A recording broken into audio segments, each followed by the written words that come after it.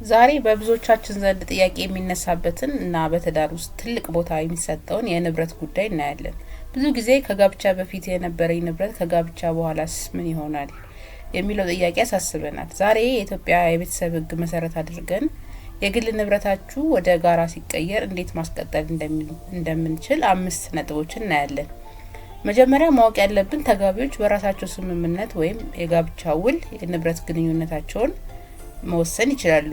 እንዲህ ያለ ውል ከሌለ ግን ጉዳዩ የሚወሰነው በቤተሰብ ሕጉ መሰረት ይሆናል ማለት ነው።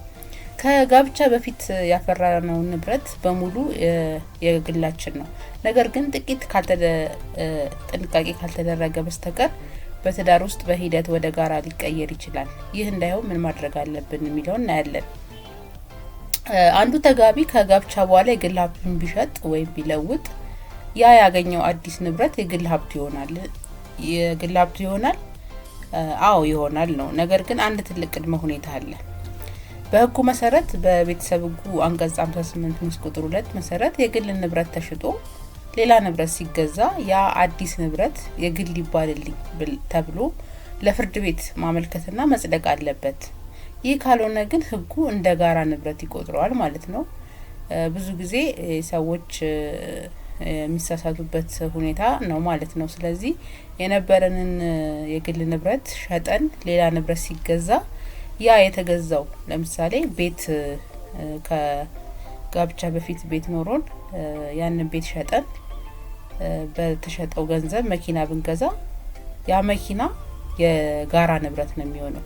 ግን የጋራ ንብረት እንዳይሆን የግል ንብረቴ ነው ብሎ በፍርድ ቤት ተኬዶ የግል ይባልልኝ ተብሎ ማመልከትና ማጸደቅ አለበት ማለት ነው። ካልጸደቀ ግን ሕጉ እንደ ጋራ ንብረት ይቆጥረዋል ነው።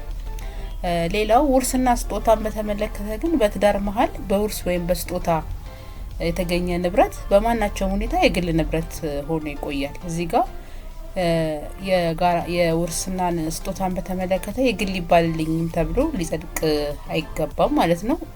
ሕጉ በራሱ የግል ንብረት እንደሆነ ይቆያል ማለት ነው።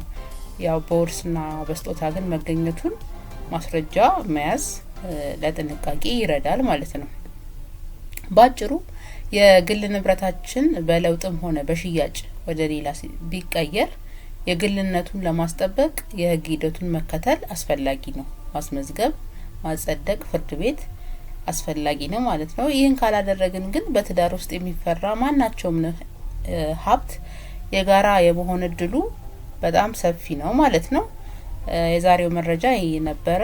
ጠቃሚ ሆኖ ካገኛችሁት ለወዳጅ ዘመዳችሁ ሼር፣ ላይክ፣ ሰብስክራይብ እንዲያደርጉ አድርጉ።